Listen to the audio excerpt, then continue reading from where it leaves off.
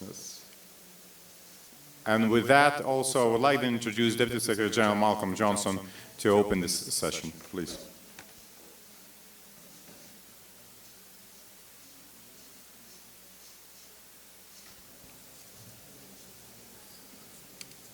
Thank you very much, Thomas. Good morning, everybody.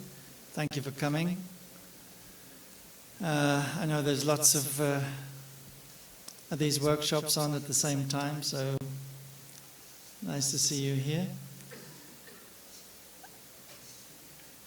So in ITU, we have a new initiative which we call Emerge, and we'll want to tell you a little bit about it this morning, and to encourage some more participation in it.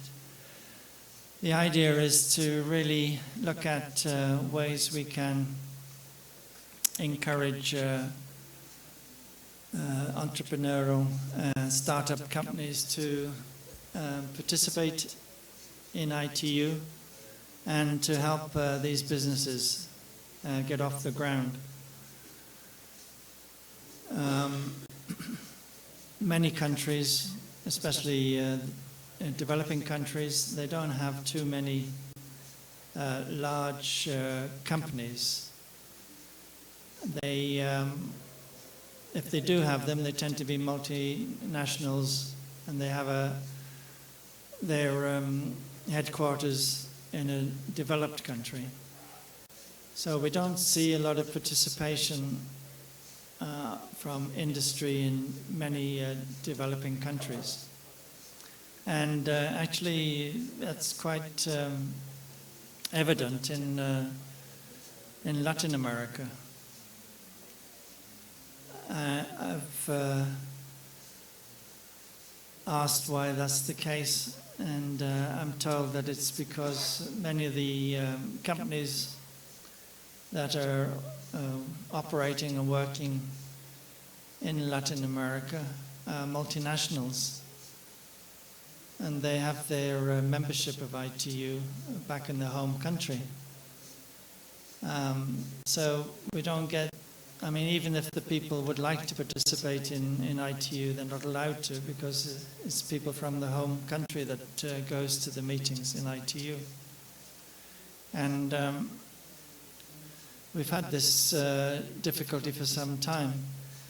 So what we're looking to do is to create a new level of membership for small and startup companies.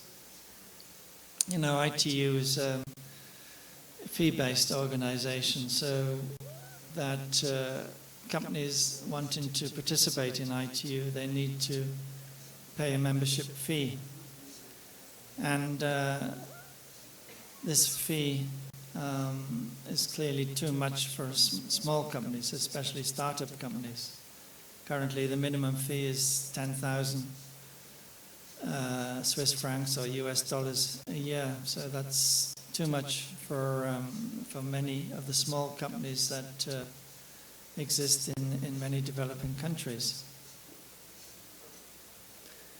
So we're looking to encourage more participation in the work of ITU from these small startup companies, and looking to introduce a new membership fee, which is a much smaller fee, something to the level that we charge universities to participate in ITU.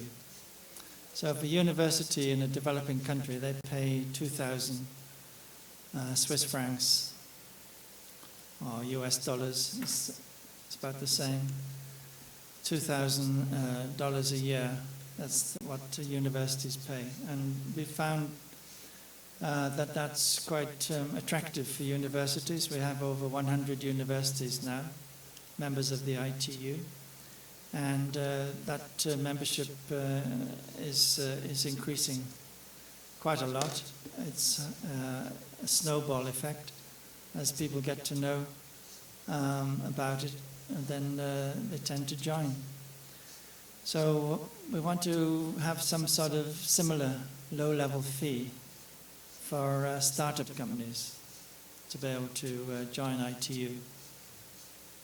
And in joining, then they would benefit from being able to link up with the very wide membership that we have in ITU. You know, we have 193 governments and around 700 private sector entities.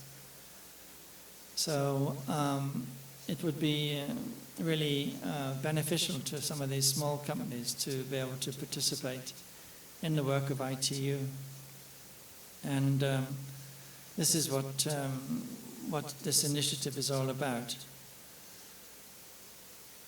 It's looking to help these small companies to really get off the ground, give them the opportunity to link with some of the larger ICT companies that we have in ITU, but also with the universities that we have in ITU, and give them a chance to really get their products recognized, especially if it becomes the basis for an ITU standard. So this is very much what this Emerge initiative is about. And this is what we want to tell you about in this session, and also to have any feedback from you on what we could do better to encourage these companies to participate in ITU, and ways that we can facilitate their participation. So with that, I'll hand over to Thomas to take us a bit more into the depth of the issue. Thomas? Thank you very much, Malcolm. So basically, the short presentation here is about what we just launched around a month ago, what we call the Emerge Partnership, and with the purpose that Malcolm described, which is basically encourage and support specifically governments, and I'll explain it more, and other stakeholders to help the entrepreneurs, startups and SMEs, and especially in emerging markets, or with a focus to emerging markets, the ones who want to sell their products, ICT products or services into the emerging markets. So in terms of why the Emerge Partnership and why we felt it's needed, again, Malcolm covered that, but basically the idea is that we have realized that ICT ecosystem is vastly changing. It's no longer just about established players, about a few big companies, but it's about a multitude of players that enter the economy, that innovate, that produce new products. And if you look again at the SME sector in general, this is where the jobs are, and this is where economic growth is. But also when you look at the ICT sector, a lot of innovative solutions in various parts of the world are coming from startups, entrepreneurs, and emerging companies. So in that way, many governments around the world, they see the need to support the ecosystems, and they see the need to support their companies to be not just consumers of the internet, not just to be connected to the internet and obtain information, but to contribute to that. And a lot of discussions in this IGF is about how to create local content, locally relevant services, and that's also through, again, these local entrepreneurs. Again, however, in many countries, this is recognition that there is a huge gaps of what's needed and what can be offered in terms of funding, skills, education, knowledge, and also links and networks. So in that regard, we felt there is a need for us to again initiate that work that would help those stakeholders overcome those challenges. So basically, vision of the Emerge Partnership is to ensure that rich ICT innovation and entrepreneurial ecosystems in emerging markets are built through close collaboration between public, private, academia and civil society sectors, resulting in small, young and nimble firms with high growth potential in the ICT, technology and internet sector. So basically helping everywhere around the world to create those ecosystems. The focus areas is, again, identify and help countries to establish key elements needed for robust ecosystems, and especially empowering SMEs and micro enterprises in these sectors, help also solutions and firms addressing especially those core areas of ITU, including connectivity challenges, but also encouraging deployment of E and M public services and so on.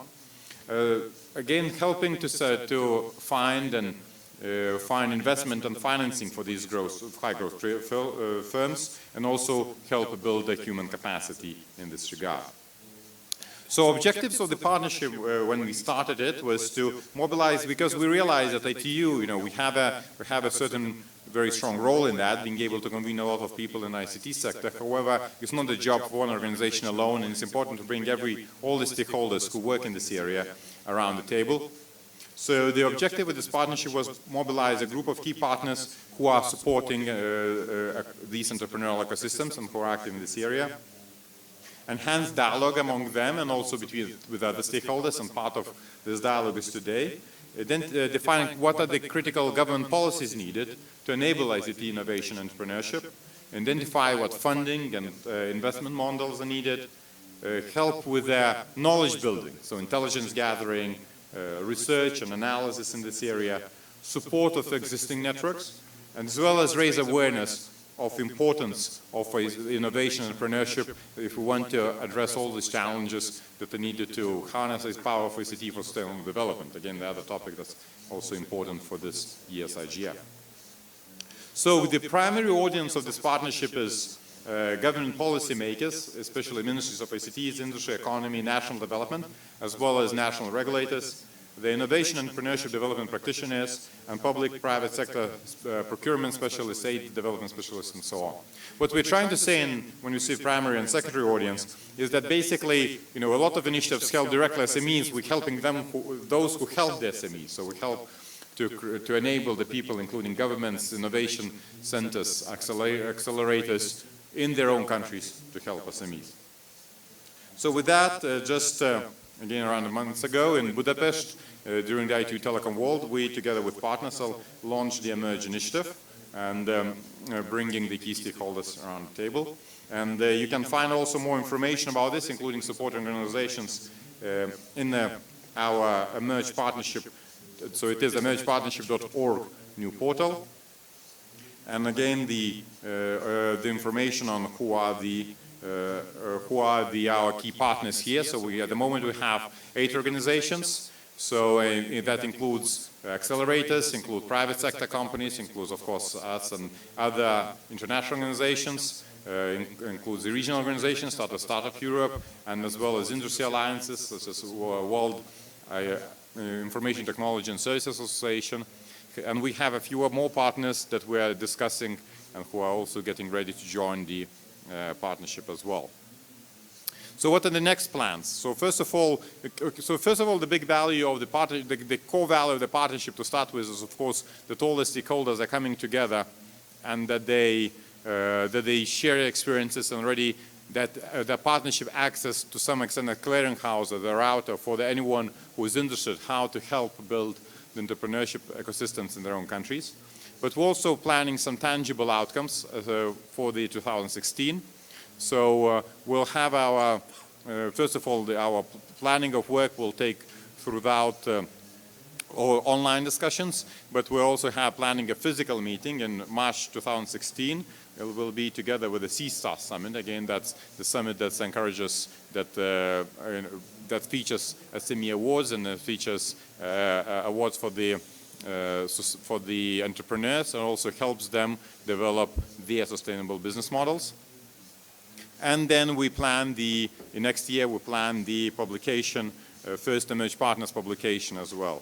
So this publication we're planning as a tool that will combine insights from all the partners and on this area, that would draw on grassroots, local, national, international perspectives, how we could again encourage entrepreneurship and innovation in all the markets, especially emerging markets. Some of the topics that we plan to cover will be why we need to support SMEs, what is the role of ICTs in that ecosystem, how SMEs could help us innovate for achieving global good and achieving again sustainable development goals, and what is the role of social entrepreneurship, how we could build a culture of innovation in the various ecosystems, how SMEs could contribute to the ICT sector, again, how private sector innovation could lead the growth, how finance could be mobilizing, and last but not least is also what policymakers need to do to help grow this ecosystem in their own countries. So again, that is now the most important part here is, why we're here and what we expect from this discussion. So basically, the idea here today was to present this initiative, but also discuss with you what are the needs in your countries, from either in your country or from your perspective as a stakeholder, be it from SME itself, be it from academia, being from other organizations. Also, so how we can help more. What are the areas? What is? You can hear me? Or what? This. Yes. Andrea, my encouragement from the very beginning was just come over here. I think that will be much better. They're going to check it out, see if they can load it. Thanks a lot. So basically, also another idea is if your organization is working in that area, is how could you partner and how could you become part of that network, and also how maybe you could contribute to our further work, especially publications. So another thing, so we'll have a couple of meetings next year as well that will be featuring this theme. So as I mentioned already, the first Emerge Partners meeting in March, but also our ITU Telecom World annual event, which took place this year, October. Next year will be in November.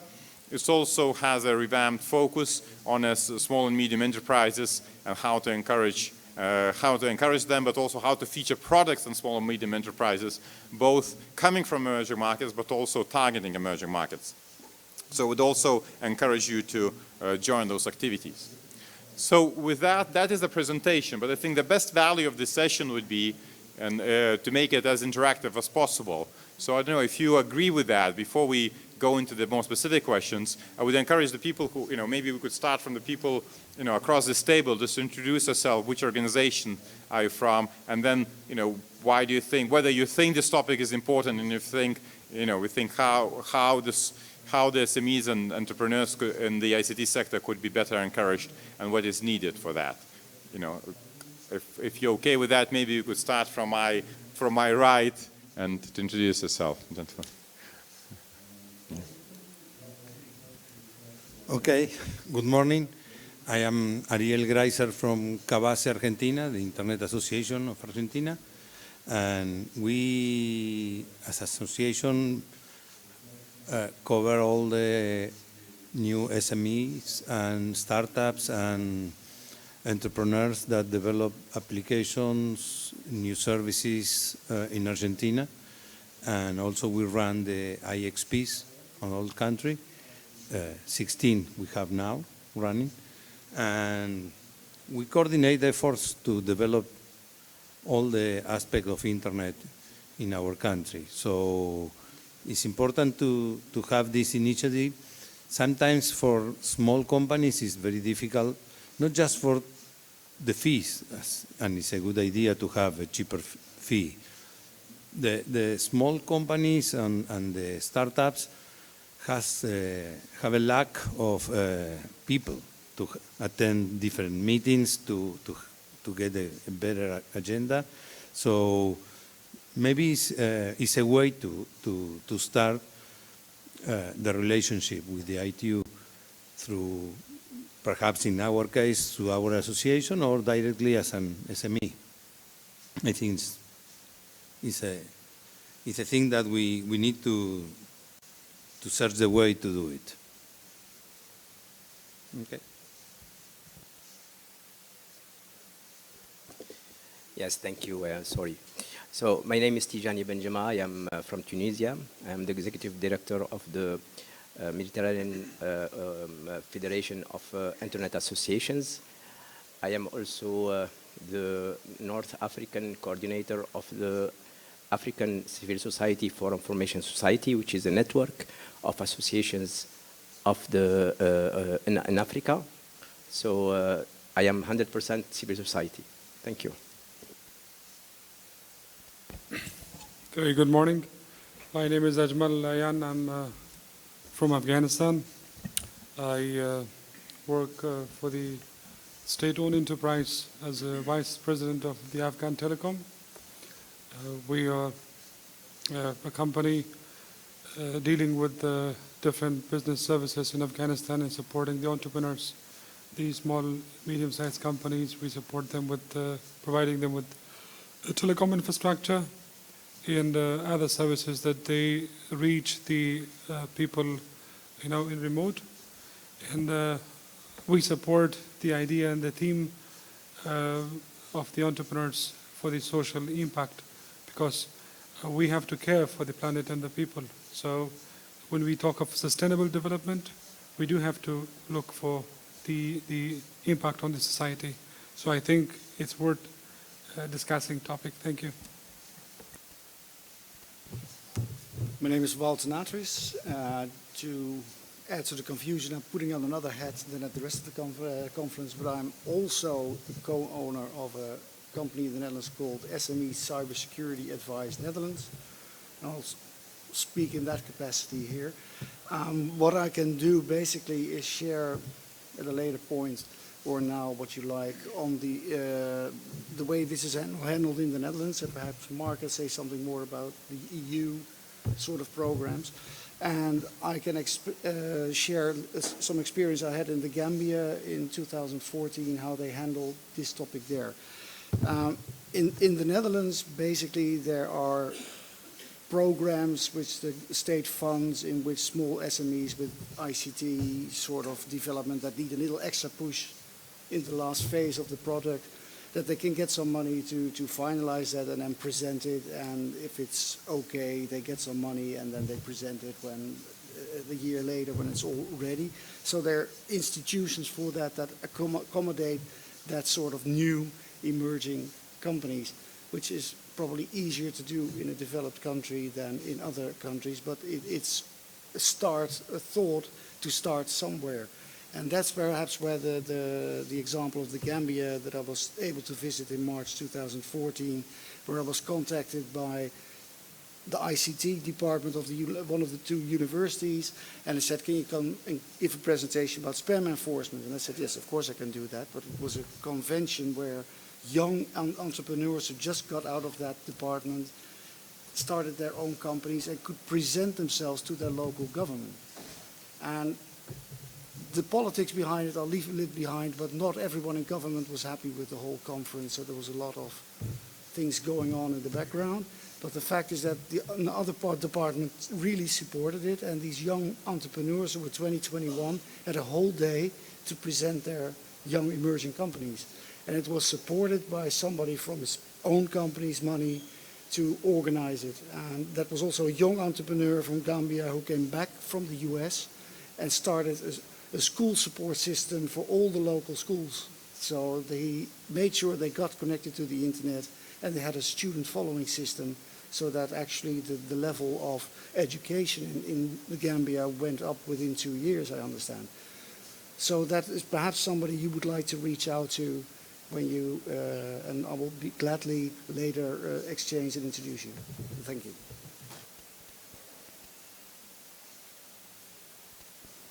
Okay, thank you. Mark Carvo, United Kingdom Government, Department for Culture, Media and Sport. And good morning, everybody, and thanks very much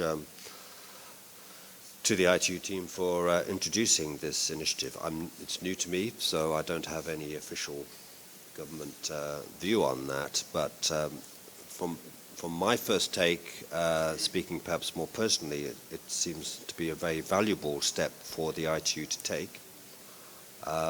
Within the context of advancing the contribution of ICTs to sustainable development and enlisting capacity building support for new entrepreneurs and emerging companies in a very dynamic sector worldwide, which is going to have an important role for many developing countries and small island developing states in the future as their economies develop and their digital strategies start to crystallize and with the support of governments and leading sector members of the ITU.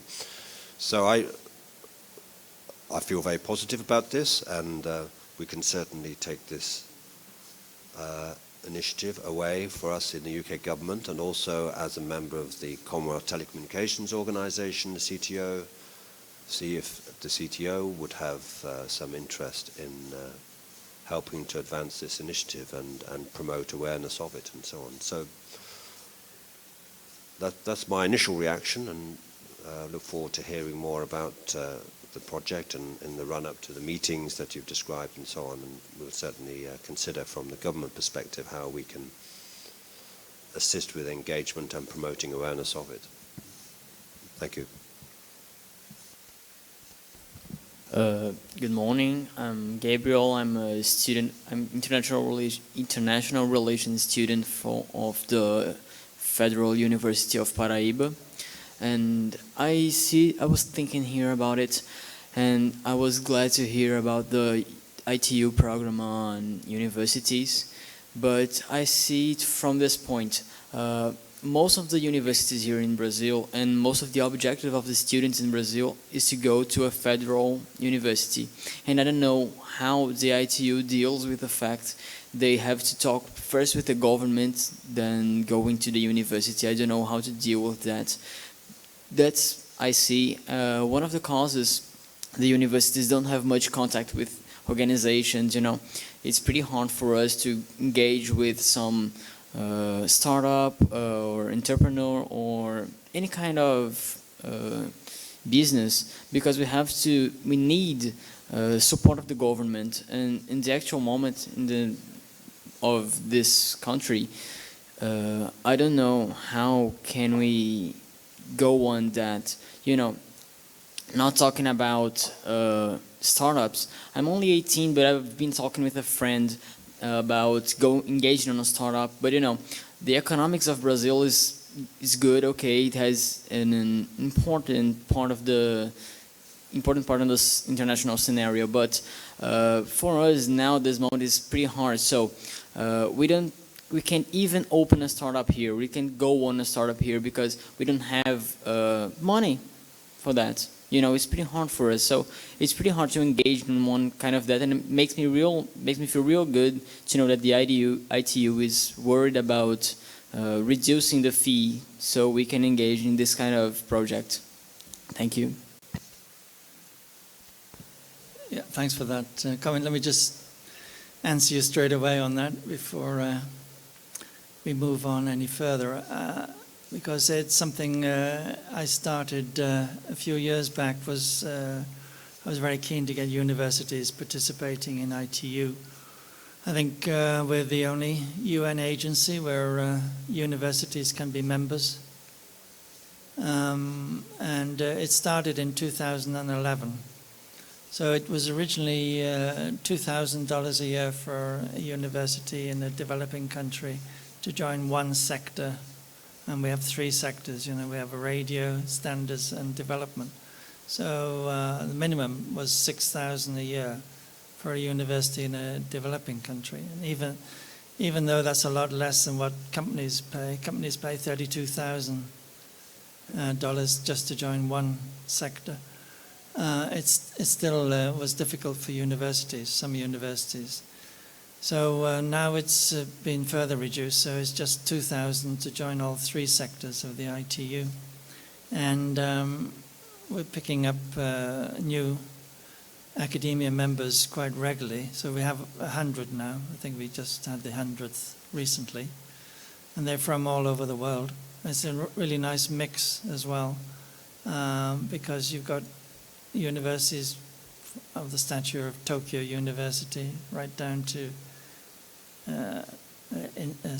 Science and Technology Institute of Kigali, so it's a nice mix. And I think we're going to get a lot more joining now that we've got the fee down to that level.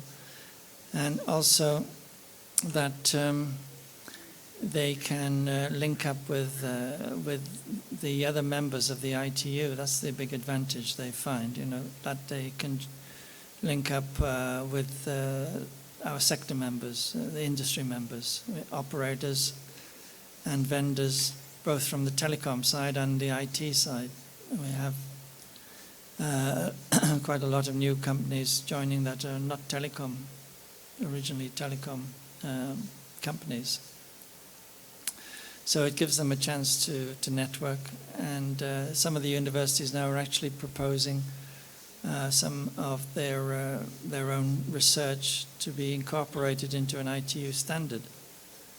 And they can even have a patent on the technology and still have it included in the ITU standard, as long as they make it available on reasonable, non-discriminatory terms. So it's a good opportunity for universities to make some money as well.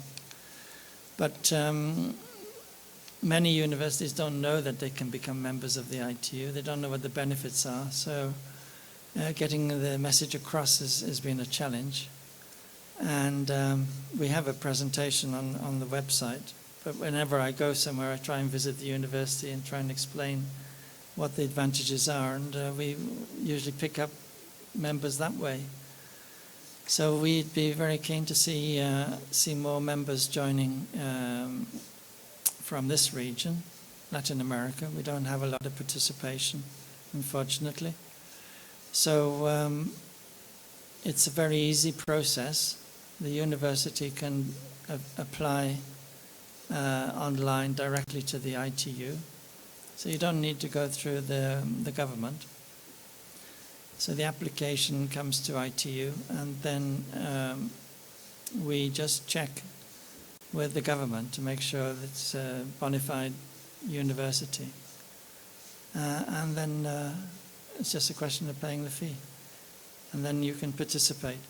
Of course, we've got the expense of participation, but we now provide remote participation in many of our meetings, so you can participate from home. You don't have to travel to the meeting.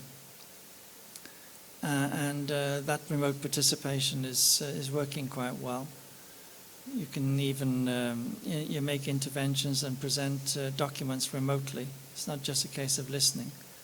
So that cost is low, and universities can also send interns to the organization for a period of 1 to 6 months.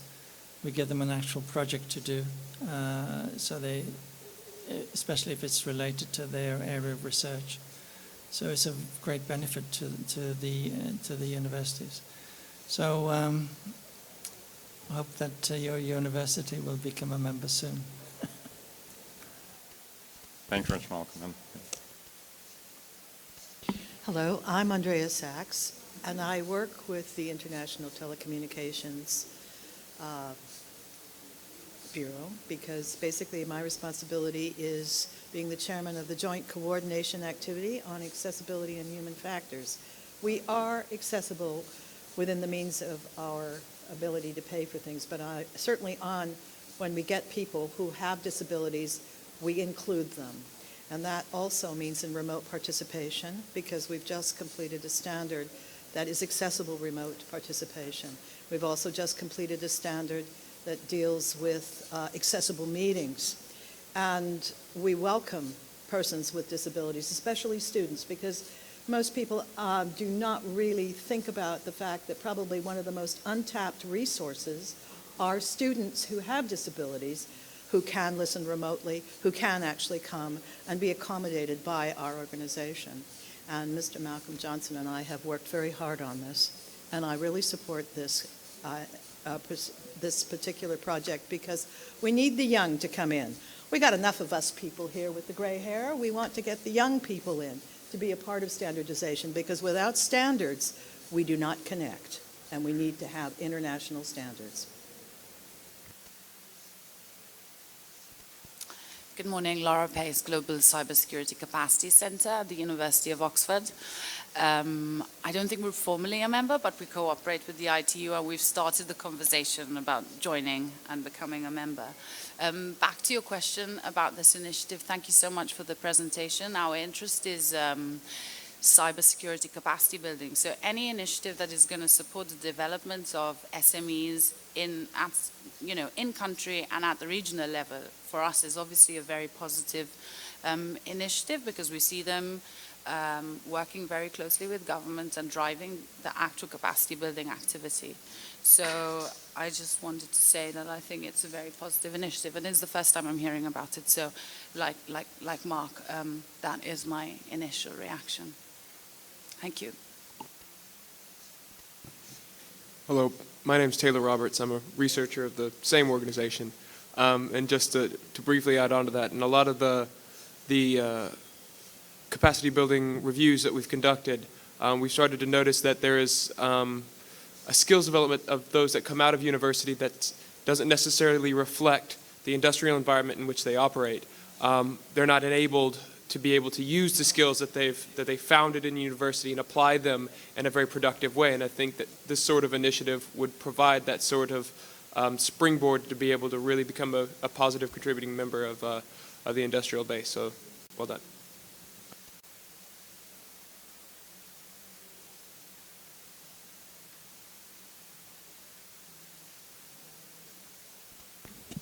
Hello, I'm Sally Long. I'm with the Open Group. I am the Forum Director for the Open Group's Trusted Technology Forum.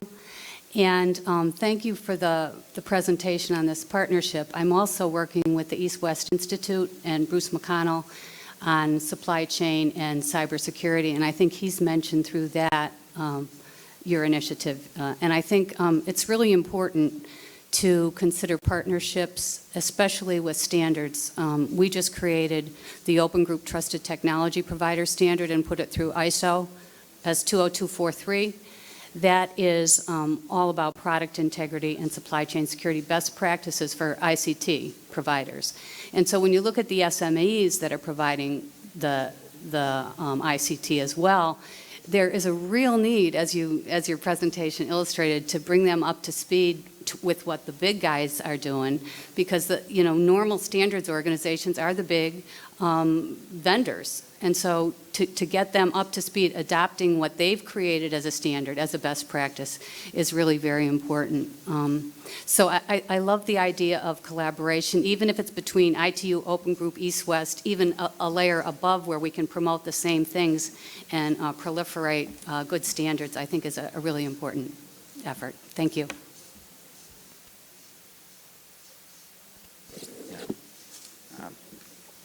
My name is Syed Ismail Shah, and I am the chairman of the Pakistan Telecommunication Authority. We are the regulator for the telecom sector.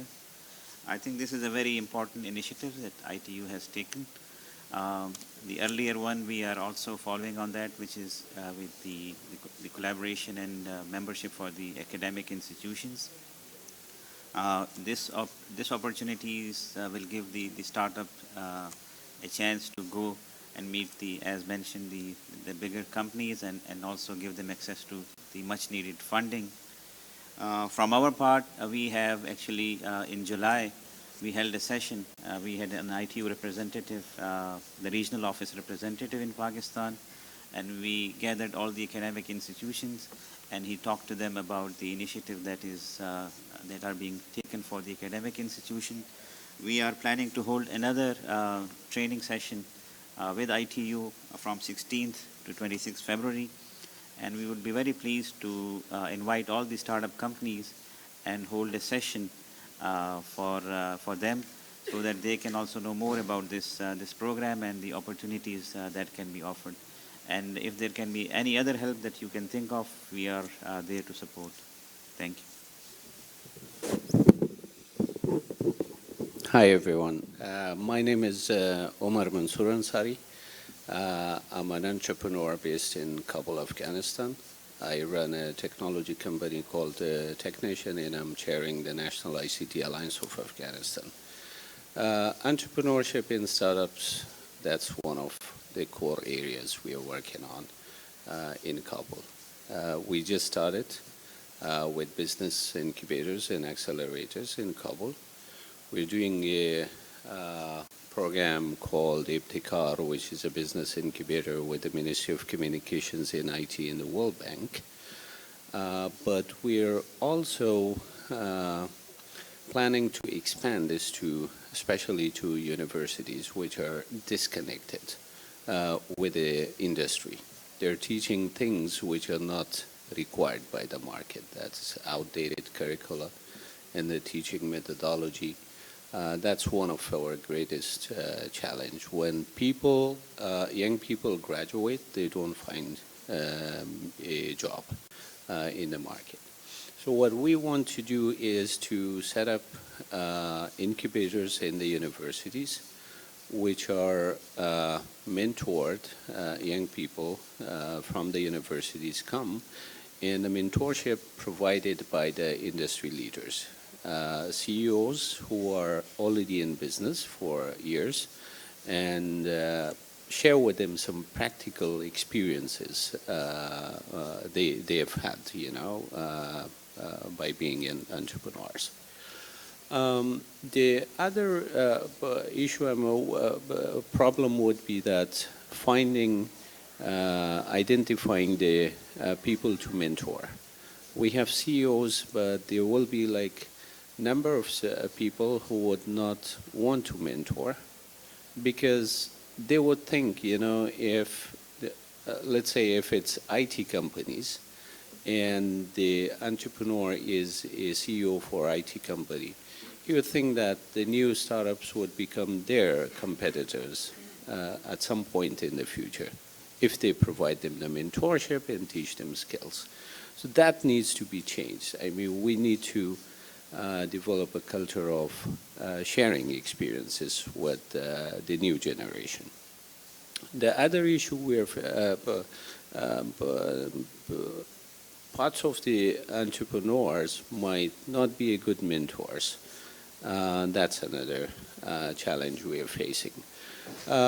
But apart from the mentorship, the other issue we are facing in Afghanistan is that when they graduate from an incubator, let's say, there's no mechanism available for them to access some seed funding through which they can start. We don't have venture capitalists in Afghanistan. We don't have angel investors. There are banks which have like a very complicated mechanism of providing loans and stuff. So that's a problem. In order to resolve this, we planned Startup Afghanistan, which will be like something like Startup Chile or Startup Brazil. There is a Startup India, Startup Malaysia. These are programs that provide support to startup incubators. What we do at Startup Afghanistan is ideation, incubation, and then acceleration. At the acceleration, we plan to provide access to funding in market to the new startups. So they can start their work. Thank you very much. A lot of great examples. Next time.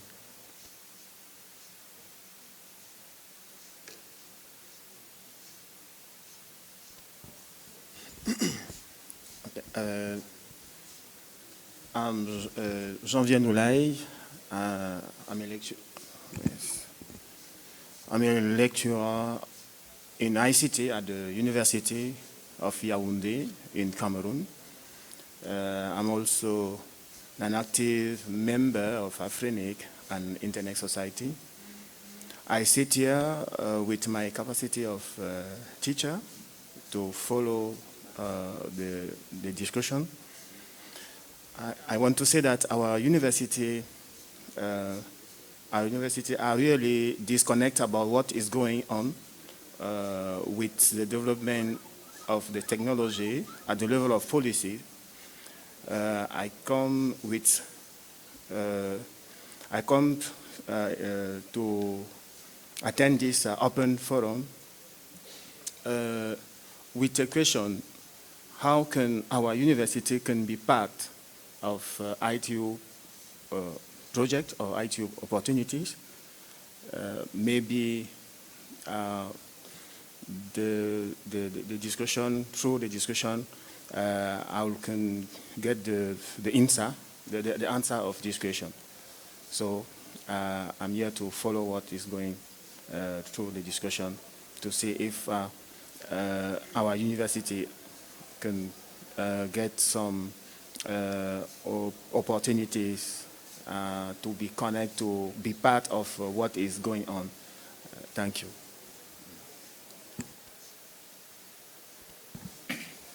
Hello, my name is Mohammed. I'm a CEO of a non-profit organization in India and UAE. We are into child online protection, and we are the member of ITU COPE. I'm here just to urge our SMEs to also take care about the child online protection aspects of the vulnerability of the children on the internet, because there are various aspects, as we know, cyberbullying to child exploited materials online, inappropriate content contacts, a lot of issues which the children is facing online.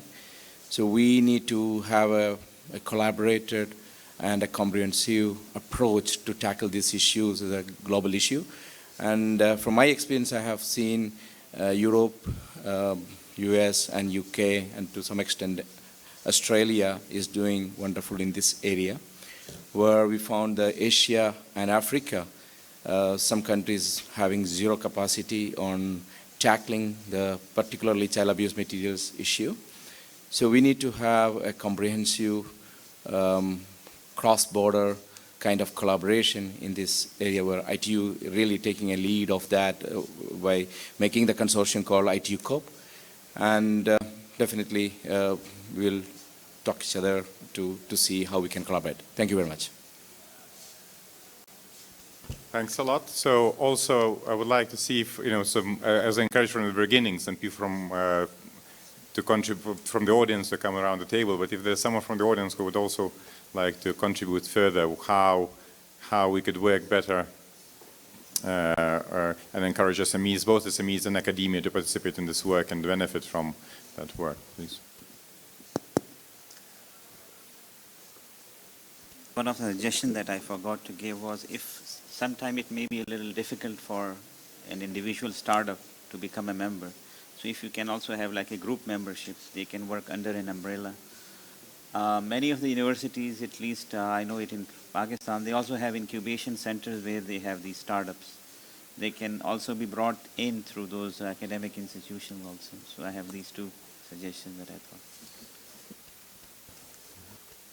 Good morning, everyone. I am Adil, and I am working from Huawei Technologies, Pakistan.